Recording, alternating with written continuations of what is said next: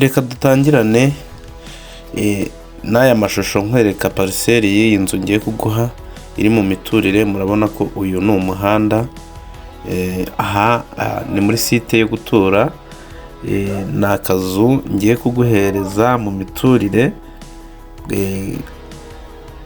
kari muri parcelle ngari, ushobora kuza ukaba waheraho uvugurura.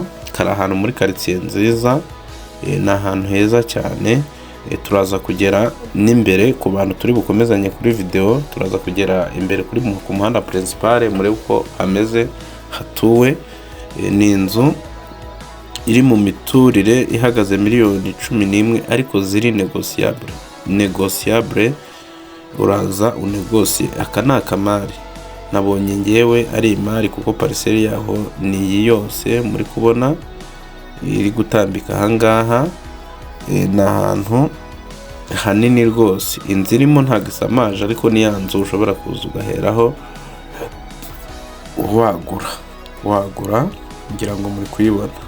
Ni ahantu rero muri Nyagasozi, hano Bumbogo, hahandi nyine hakunda kuba imari za makeya kandi mu miturire, aho ushobora gukoresha igihe gitoya werekeza mu mujyi wa Kigali. Nkeka ko utaza ngo uhange bitewe nuko ntago hahenda, kandi ni ahantu heza ubona ari ibice byiza bituwe.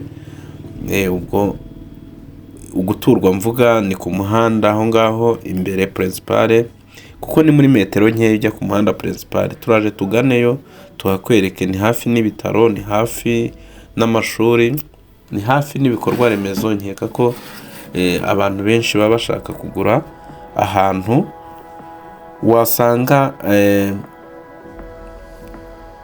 ibikorwa remezo azakenera, amazi, umuriro n'ibindi dukenera kugira ngo tubeho kandi neza. Ni ahantu heza rero ushobora kuza ugashora amafaranga, ibintu bikagenda neza cyane.